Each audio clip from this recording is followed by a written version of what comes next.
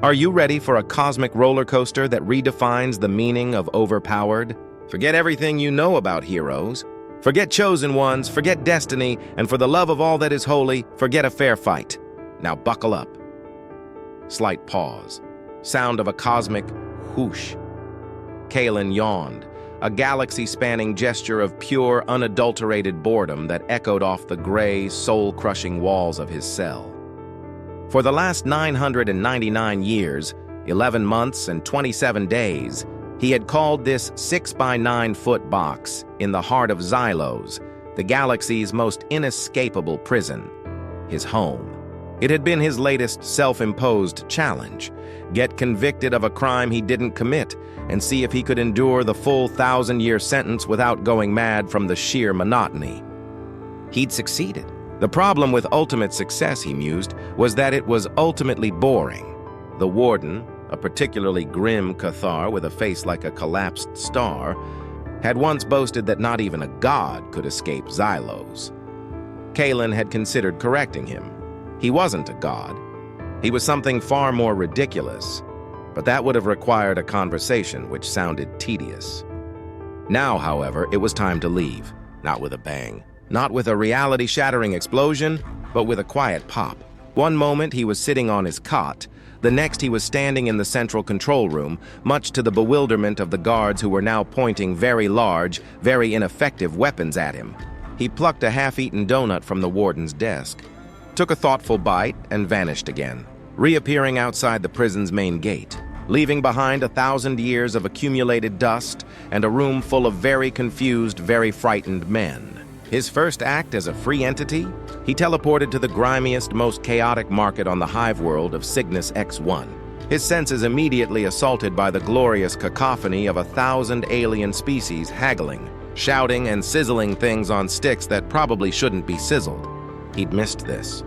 He navigated the throng, a wraith in tattered prison clothes, his eyes deep, ancient, and sparkling with a terrifying lack of concern, scanning the food stalls. Ah, there it was. Grack noodles, a notorious street food known galaxy-wide for its questionable ingredients and its tendency to fight back. He'd been craving them for 600 years. He handed the vendor a small, impossibly dense piece of metal he'd created from a stray thought. It would be worth more than the entire stall, and received a steaming bowl of writhing, greasy noodles. He lifted a particularly belligerent-looking tentacle to his lips, a slow smile of satisfaction spreading across his face, when a voice, cold and sharp as cryogenic glass, cut through the market's din. By the authority of the Eternal Empire, this sector is sealed. The fugitives are to be surrendered for immediate sanction. Kaelen's smile faltered. His noodle was getting cold. He turned, annoyance clouding his features. There, in the center of the now silent marketplace, stood a figure clad in obsidian armor, crackling with dark energy, Inquisitor Forlag, a man whose name was a whisper in the darkest corners of the galaxy, a fanatic who hunted enemies of the Empire with a pleasure that was almost religious. Before him knelt a woman, her clothes torn but her posture regal, her sapphire skin a stark contrast to the grime around her. She clutched a small child, a girl with wide, terrified eyes who couldn't have been more than 7. "Princess Lyra of Alderaan," Vorlag intoned, his voice amplified by his helmet. "Your dead world cannot protect you. Your rebellion is a festering wound, and I am the cauterizing flame. You carry the last echo seed. Surrender it, and I will grant the child a swift end." Lyra looked up, defiance burning in her eyes. "The Empire turned our world to glass. You will never have its future." Vorlag raised a gauntlet, energy coalescing around it. So be it.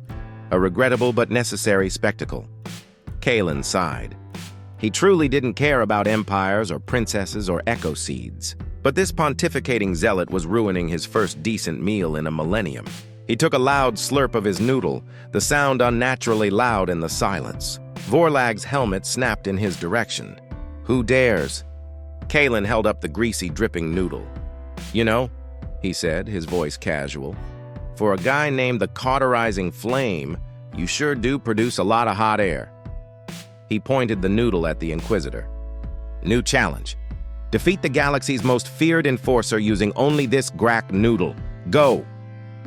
In a motion too fast for any eye to register, Kaelen flicked his wrist. The noodle shot across the plaza, not like a piece of food, but like a guided missile. It zipped past Vorlag's helmet, neatly slicing off the Vox emitter with a pathetic fizzle. It then looped around, tying the Inquisitor's legs together in a greasy, inescapable knot. As Vorlag stumbled, the noodle ricocheted off a nearby bulkhead and slapped him across the faceplate with a wet, undignified thwack, leaving a smear of cosmic gravy. Finally, it returned to Kaelen's hand, quivering slightly. He took another bite. "Needs salt," he mused. The entire marketplace stared in stunned silence. The Imperial stormtroopers flanking Vorlag looked at their leader, then at Kaelen, then at the noodle, their collective brains failing to compute. Lyra stared at him, her defiance replaced with sheer, unadulterated disbelief. The little girl Ilara giggled. Vorlag, disentangling himself with a furious roar of silent frustration, pointed a trembling finger at Kaelen. His stormtroopers raised their blasters. Kaelen sighed, finishing his noodle in one last slurp. He glanced at Lyra and the child. This was going to be more trouble than it was worth. "All right, you two," he said, wiping his mouth on his sleeve. "Looks like you're with me. Try to keep up." Alarms blared as Imperial ships descended from the clouds, their shadows swallowing the marketplace. Lyra scooped up Ilara, running to Kaelen's side. What are you?" she stammered. Kaelen grinned, a manic, thrillingly dangerous expression. "I'm the guy who was trying to enjoy his lunch." He cracked his knuckles. "All right, new challenge. Get these two off-world, steal the Inquisitor's personal flagship, and teach the kid a new string game before we hit the atmosphere. This," he declared as blaster fire erupted around them, "is going to be fun." The Inquisitor's flagship, the Verdict, was a testament to Imperial austerity and menace, all sharp angles and dark, polished metal. It was also now their getaway car. Kaelen had bypassed the docking clamps by convincing them they were philosophically opposed to the concept of being clamped. He dealt with the stormtrooper garrison by introducing them to the mind-bending paradox of their own existence, causing them to sit down in quiet contemplation.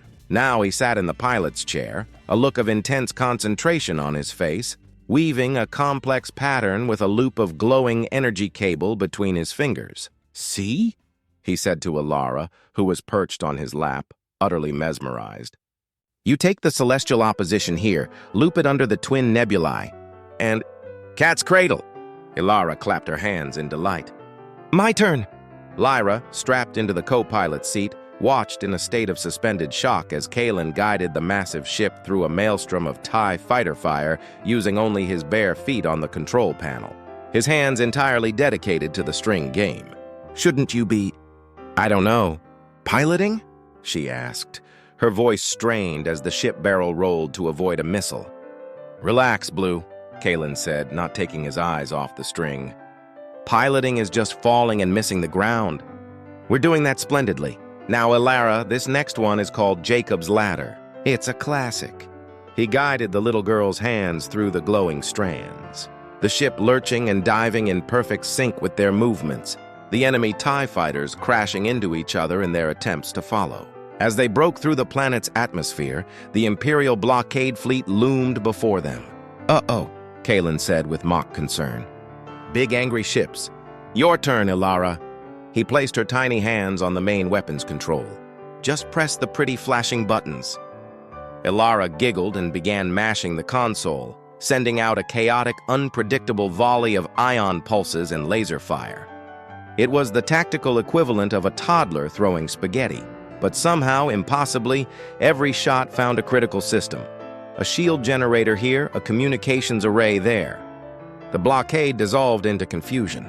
As they prepared to jump to hyperspace, Inquisitor Vorlag's face appeared on the main view screen, his features contorted with cold fury. "You cannot run, Anomaly. The order of the cosmos demands your submission. I will hunt you to the edge of existence." Kaelen held up the completed Jacob's Ladder. "Neat, huh?" he said before punching the hyperdrive. The stars stretched into lines, and the Inquisitor's enraged face vanished. Lyra finally let out a breath she didn't realize she'd been holding for the entire escape. She looked at this insane man who was now showing her daughter how to make a cup and saucer out of cosmic energy. He was their savior, and he was almost certainly going to get them all killed. Their journey became a chaotic blur across the galaxy, each stop a new chapter in Kaelen's absurd crusade against boredom. On the jungle moon of Yavin 4, they were cornered by Imperial commandos. Kaelen's challenge: defeat them all without spilling the cup of ridiculously expensive tea he was drinking. He moved like a whirlwind, the cup and saucer perfectly balanced on his head, dispatching elite soldiers with a series of comical trips, shoves, and flawlessly timed environmental mishaps.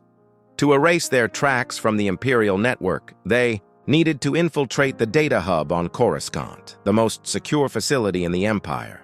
Kaelen's solution: enter a high-stakes Sayback tournament in the Undercity, where the buy-in was classified information. His challenge: win the whole tournament blindfolded, claiming to smell the card's intentions.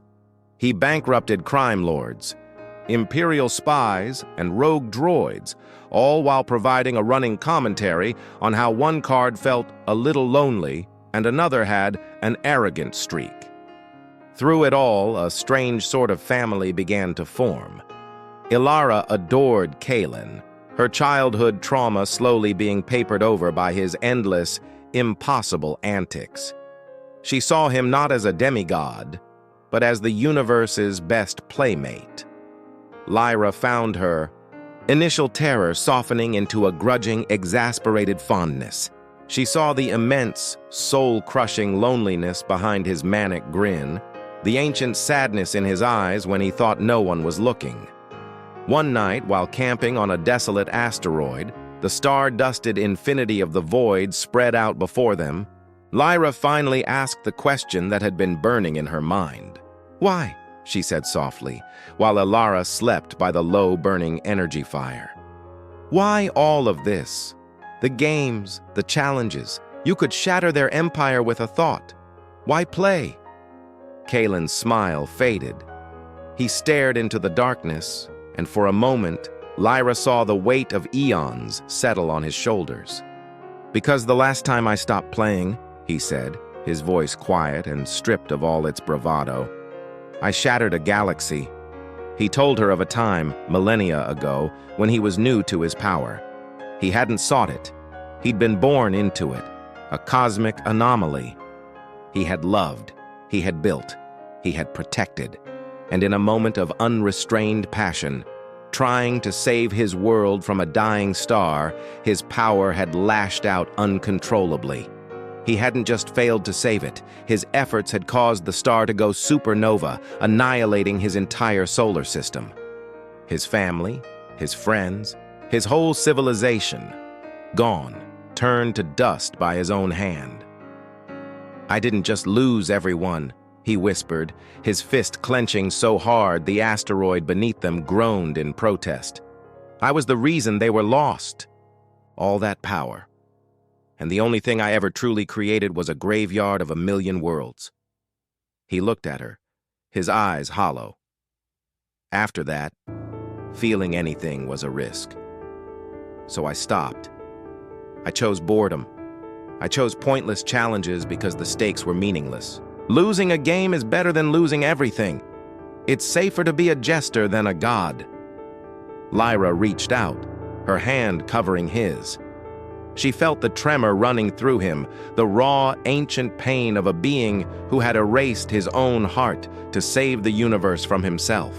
"You're not a jester, Kaelen," she said, her voice firm. "You saved us." "That was a fluke," he said, pulling his hand away. "A distraction. Ilara doesn't think so. She looks at you and she sees a hero." His trademark grin returned, but it was a fragile, brittle thing. "Well, she's 7. Her standards are low." Their conversation was cut short by a proximity alarm. A ship was decloaking nearby. A small, sleek Imperial scout ship. But it wasn't the ship that made Kaelen go still. It was the presence he felt aboard it. Cold, unrelenting, singularly focused, Vorlag. The Inquisitor had found them. Alone. "He adapted," Kaelen said, a flicker of genuine interest in his eyes. "He knows a fleet is useless. He came himself." "What do we do?" Lyra asked, her hand instinctively going to the blaster at her hip. Kaelen stood up, a slow, dangerous smile spreading across his face, a real one this time. "This is new," he said, a thrill in his voice. "He's not trying to overpower me. He's trying to outthink me. He's making it a personal challenge." He looked down at his hands, then at Lyra. "All right, new rule. I have to win this without using any of my cosmic tricks. No teleporting, no telekinesis, no reality bending. Just physics and wit." He winked. "This might actually be difficult." Inquisitor Vorlag stepped onto the asteroid, his black armor absorbing the starlight. He held a long, thin energy staff. He had learned from their first encounter. Brute force was pointless. Blaster fire was a joke. But the anomaly, for all its power, was arrogant. It played games, and games had rules. "Anomaly," Vorlag stated, his voice flat. "Your chaos ends now. I challenge you to single combat. No tricks, no cosmic absurdity, just skill." Kaelen tossed a small rock in the air and caught it. "Sounds lovely, but my friend here," he gestured to Lyra, "thinks you're a bit of a party pooper." "She wants to play too." Vorlag's helmet tilted. "The princess is irrelevant." "That's where you're wrong." Kaelen grinned. The fight was a whirlwind of motion. Vorlag was preternaturally fast, his staff a blur of deadly energy. Kaelen was something else entirely. He didn't have the Inquisitor's formal training, but he had millennia of watching, of understanding the fundamental mechanics of the universe. He dodged, he weaved, he slid on patches of loose gravel, always just an inch from death's door. He wasn't fighting like a warrior. He was fighting like a force of nature, using momentum, gravity, and inertia as his weapons. "Lyra, now!" he yelled. From a ridge above, Lyra opened fire with her blaster. Not at Vorlag, but at a cluster of crystalline structures above him. Vorlag deflected the first few shots with his staff, annoyed by the distraction. But that was the plan. As he was occupied, Kaelen kicked up a cloud of dust, momentarily obscuring Vorlag's vision. It was all the time Elara needed. The little girl, hidden behind a rock, pressed a button on a datapad Kaelen had given her. A high-frequency signal, tuned to the specific harmonic of Vorlag's armor, pulsed across the asteroid. It didn't damage the suit, but it caused its internal stabilizers to momentarily glitch. For a fraction of a second, Vorlag's perfect balance was compromised. It was enough. The last of Lyra's blaster shots struck the crystals, and a cascade of heavy, sharp shards rained down. Vorlag, stumbling from the frequency pulse, was forced to leap back to avoid being crushed, landing directly in a pit of viscous, magnetic dust that Kaelen had spent the early part of the fight subtly guiding him towards. His metallic armor sank instantly to the waist. He was trapped. Kaelen walked over, dusting off his hands, and peered down at the fuming Inquisitor. "You see? Physics," he said cheerfully. "It's a hoot." He looked at Lyra, then at the datapad in Elara's hands. And teamwork, also a hoot. They left Vorlag there, stuck in sputtering threats into the void, but as they flew away, Kaelen knew this wasn't the end. Vorlag wasn't just a soldier following orders. This was a crusade for him. He would never, ever stop. The realization was sobering. The game was escalating, and soon he might be forced to stop playing. Their narrow escape from Vorlag marked a shift. The chase was no longer a sport. It was a desperate flight. The Empire, humiliated by Vorlag's failure and Kaelen's mockery, dedicated staggering resources to their capture. They were everywhere. Kaelen's challenges became less about amusement and more about sheer survival, though he never lost his flair. He navigated them through a nebula that tore ships apart by instructing Lyra to play a specific musical composition on the ship's frequency emitters, turning their vessel into the one thing the nebula's energies wouldn't touch. He hid them in the heart of a black hole cluster by creating a stable temporal loop, allowing them to experience a single second for 3 weeks while the Imperial fleet passed them by. But the net was closing. Their supplies were low, their ship was damaged, and their hope was starting to fray. It was Alara who gave them their next destination. In her sleep, she would murmur names and coordinates, fragments of stories her mother had told her about a sanctuary, a hidden world called Ethel. It was the last refuge for the few survivors of their homeworld, the place where Lyra was meant to take the Echo Seed. It was their last and only hope. Getting there was a near impossibility. The route was through the Imperial core, a journey into the Dragon's Maw. As they prepared for the final desperate jump, a massive Imperial fleet materialized around them, larger than any they had faced before, and at its head was a new, terrifyingly vast dreadnought. Vorlag's new flagship. The Inquisitor's voice boomed across their comms, no longer cold, but burning with righteous fire. "It is over, Anomaly. You have led me directly to the heart of the rebellion. The location of Ethel is being triangulated from your trajectory. Your pathetic hope has doomed the last remnant of its people. There is no game left to play. There is only judgment." On the view screen, Kaelen could see the Imperial ships locking onto a single empty point in space, the coordinates for Ethel. Lyra's face went pale with horror. He had led them right into a trap. Everything she had fought for, the future of her entire civilization, was about to be extinguished. "Kaelen," she whispered, her voice breaking. "Please." He looked at her devastated face, at the tears welling in Alara's eyes.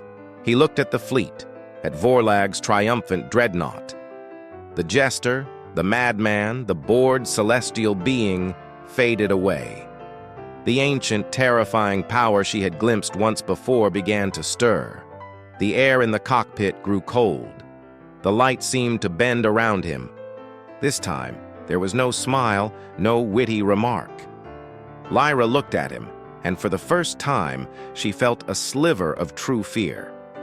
"No more games," she said, her voice trembling but firm, grabbing his arm. He whispered, so quietly only he could hear, "Build something." He didn't touch the controls. He simply placed his hands on the cockpit's viewport. Outside, reality began to fray. The Imperial fleet, poised to fire, suddenly found their weapons melting into harmless sculptures of twisted metal. The dreadnought's engines sputtered and died as their internal fusion reactions were transformed into gentle, harmless heat. Vorlag watched from his bridge, his fanaticism turning to horror as the very laws of physics were casually rewritten around him. Kaelen wasn't destroying them. He was unmaking them. He reached out with his mind, not with anger, but with a somber purpose. The space around the coordinates of Ethel began to shimmer, to fold. He took the entire solar system, the hidden planet, the last bastion of a lost people, and gently pushed it into a pocket dimension, a universe of its own, safe, unreachable, and hidden behind a veil of impossibility. He severed every connection, every trail, every memory from every Imperial database. Ethel was not just gone from their maps.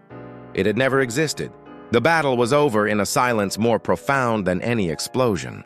The entire Imperial fleet was left powerless, adrift, and utterly defeated, their very purpose rendered moot. On the bridge of the verdict, Vorlag fell to his knees, not in physical defeat, but in spiritual annihilation. He had come face to face with a true god, and it had not judged him or smited him. It had ignored him. It had treated his entire holy war, his entire existence, as an irrelevance to be tidied away. Kaelen slumped back in his chair, the light fading from his eyes. He was exhausted, not physically, but emotionally. He had used his power, his true power, for the first time in millennia, not for a game, but to create, to protect. He had looked into the abyss of his own capabilities and chosen to build a sanctuary instead of a tomb. He felt Lyra's arms wrap around him, Alara clinging to his leg. He had done it. He had faced the ultimate challenge. He hadn't lost himself. A few years later, on the sun-drenched shores of Ethel, Kaelen stared intently at his newest, most infuriating challenge. It was a collection of flat-packed wooden pieces, a handful of screws, and a single cryptic page of instructions. It was supposed to be a swing set for Ilara. He had bent space-time, rewritten physics, and humbled empires, but this was impossible. "The long support beam," Lyra said, reading over his shoulder with a teasing smile, "is supposed to connect to the A-frame using the barrel bolts, not the wood screws." Kaelen threw the hexagonal wrench on the ground in frustration. "This is madness! The pre-drilled holes are a lie! They mock me! Who designed this? Some cosmic entity of pure torment?" Ilara giggled, running circles around them. "Is it done yet, Kaelen?" He looked at the laughing child, at the radiant smile on Lyra's face, at the peaceful world stretching out around them. He had traded infinite power for this, for scraped knuckles, confusing instructions, and the sound of his new family's laughter. He picked up the wrench with a sigh, a slow, genuine smile spreading across his face. "This," he declared, "is officially the hardest thing I have ever done." He had found at long last a challenge that could last him an eternity. He had a home. Outro music with a slightly comedic, adventurous tone begins. So you just watched a being who can unmake reality get completely defeated by flat-pack furniture. If that absolute cosmic injustice isn't worth a subscription to this channel, then I frankly don't know what is. The all-powerful, channel-running entity you see before you requires a steady diet of likes and comments to continue creating these tales. It's a tough life, so do your part. In the comments below, tell us, what mundane, everyday task would be Kaelen's ultimate soul-crushing challenge? Assembling a crib? Filing his interdimensional taxes? Trying to figure out why the printer isn't connecting to the Wi-Fi? We'll use the most hilariously painful idea in a future story. Go on, feed the algorithm. Until next time, stay chaotic and always read the instructions. Thanks for listening, you magnificent cosmic anomalies.